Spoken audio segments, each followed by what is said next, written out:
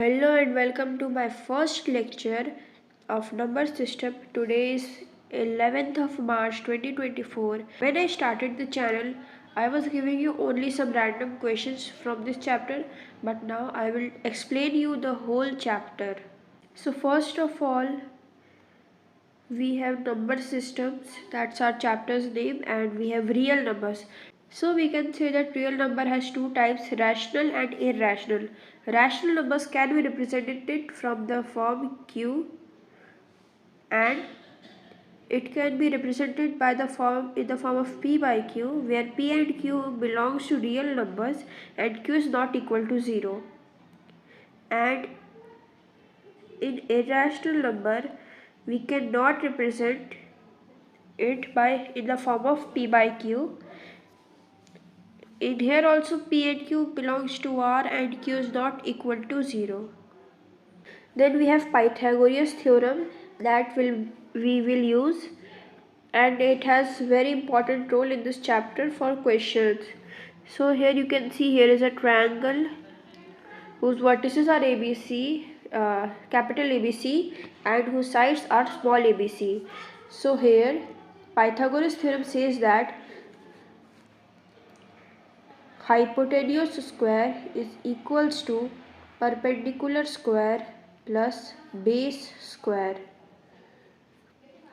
Here hypotenuse means the side just in front of the right angle, and perpendicular or base both are the other two sides of the right angle. Then we have natural numbers that start from 1 and that never ends. That means 1 from 1 to infinity. This is the set of natural number. So you can say that all positive integers are the set of natural numbers. Next up we have whole numbers, the set of numbers starting from 0 to plus infinity containing only integers. So you can say all the non-negative integers. As you all know that 0 is neither positive nor negative. So 0 can also be said as non-negative integer. So the set containing all the non-negative integers are called whole numbers. Then next up we have real numbers. So you can say that the union of both rational and irrational numbers, the set in which both rational numbers and irrational numbers both are present, that set is known as real numbers. Next up we have expansion of real numbers. So expansion of real numbers, by this topic I meant that we have to expand the real numbers to the decimal forms. That here is the rational number in the form of p by q, that is 7 by 8. So we divided it and it got expanded in the form of decimal, that is 0.875. Same as we can do with 7 by 3, it comes out as 2.3333. And if you guys don't know, then let me tell you that you can also write it as 2.3 recurring. The sign, that bar I gave above the head, this is known as the recurring. I'll tell you in the future part of this video. And here we have 22 by 7, which is also the value of pi, so we can write it as pi, and its value in decimal form is 3.14159, and it goes on. So as you can see that this 7 by 8 expanded and it got terminated after 3 decimal places, and 7 by 3 didn't got terminated, it get continued forever, as this 33333 after the decimal is infinite. And you can also see that this, the value of pi, this is not terminating, but the values are also not repeating. So from this experiment we can easily say that this is terminating, this is non-terminating,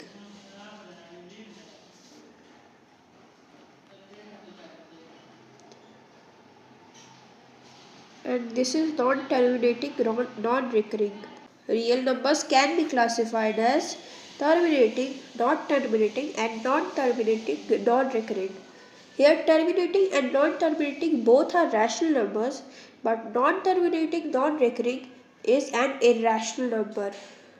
So now the next topic that we are going to study is representation of a real number on number line.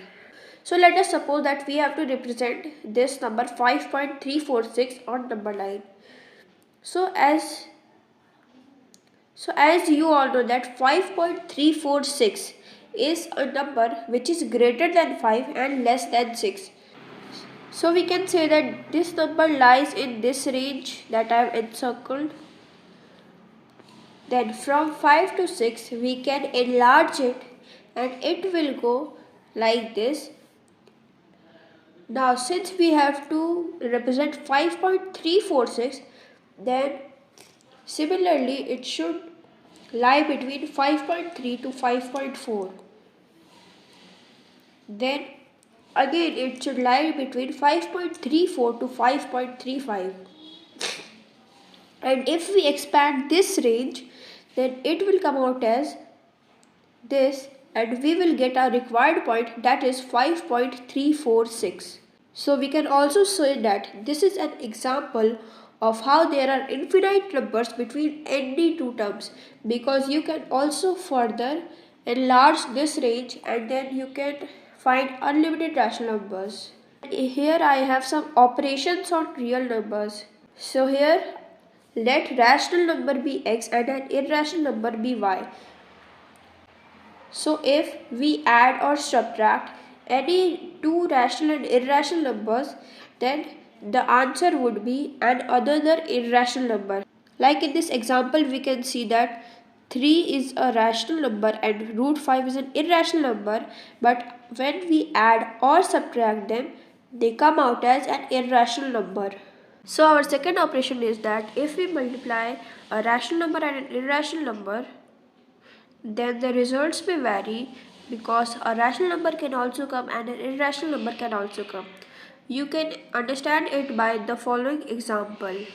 So here, between any two rational numbers, if we perform any operation like addition, subtraction, multiplication or division, then the result will be an irrational number or a rational number. So you can go through these examples and you can also check that out.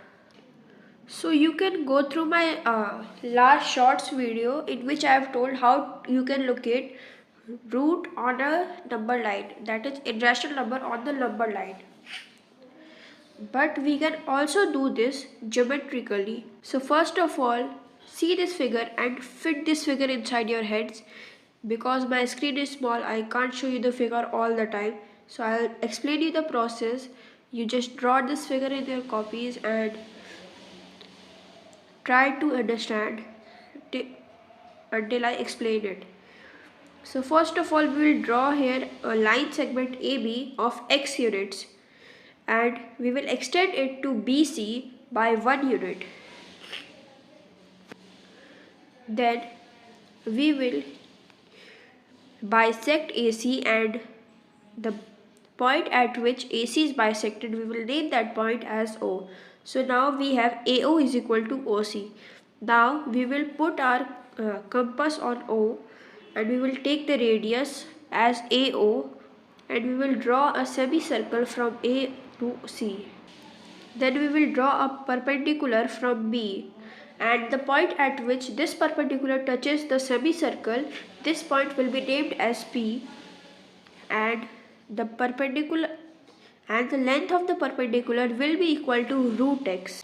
We can also understand it by the Pythagoras theorem. So the length of AC is equal to x plus 1. So the radius will be AO, that is x plus 1 by 2. So since AO and OP both are radius, so OP will also be equal to x plus 1 by 2. Then since we have this radius as x plus 1 by 2 and this distance as x, so to find out this, we have to subtract x minus x plus 1 by 2. And here we will get the result as x minus 1 by 2, that is OB will be equal to x minus 1 by 2, OP will be equal to x plus 1 by 2, OP is equal to x plus 1 by 2. And if we apply here Pythagoras theorem, then we will get PB is equals to root x. So if you want to use this on a number line, then you can assume that that P is the center, and since we got this radius root x as root x and BP is radius, let B be the center, BP be the radius, and draw an arc on the x-axis. Let it cut on the point D, and the length of BD will be equal to root 2. Some important points. Anyways, these points are not that important, but as it was mentioned in NCERT, I also wrote it. But every single student knows this. If they know something about maths, then they must know this. So root AB is equal to root A into root B. Root A by B is equal to root A by root B. Root A plus root B into root A minus root B is equal to A minus B. You can understand this third formula by thinking about the formula that we used. A minus B into A plus B is equal to A square minus B square. This is the formula of A square by B square. Just they have converted it into the root. Same is the fourth one, and this is the distributive law. I guess it is called distributive law, the fifth one. And the sixth one all knows that A plus B whole square. So you can just do this. Next up we have laws of exponents. This is important because we are going to use laws of exponents a lot in the class 9. So first law is that if the bases are same but the powers are different, then we will write the base and we will add the powers. The second law is if the bases are same and the powers are different and both the terms are being divided, then we will write the base and we will subtract the powers. If there is a term a power m whole power n, then we will multiply the powers as a power m into n. If there are two terms, namely a power m into b power m, bases are different but powers are same, then we can write it as a into b whole power m. If the power isn't negative, then the whole term will go in the denominator, or if the power is negative in the denominator, then the whole term will come into numerator. Basically, you can understand that if there is a negative power, just reciprocal the term. And if there is a power 1 by m, then that is m root of a. Let's understand the sixth point by a quick example, that is, if we write 4 to the power half, then it will be equal to root 4, that is 2. Now if we understand it by third formula, then we can write it as 2 square into 2 square whole power half, then this will be equal to 2 power 2 into 1 by 2, that is equal to 2. So here we come to an end of our chapter. So thank you for watching this video. With this note, we come to an end of this one shot video of chapter 1 number systems of class 9. If you have any doubt in this chapter, then you can contact me on Instagram. The link of Instagram is given on the about section of this channel. Go and ask your doubts there and I'll solve your doubts there, and if not possible, then I will solve your doubts in the video or I'll upload a short. But do tell your doubts to me and I will solve them. And thank you for this video, and bye.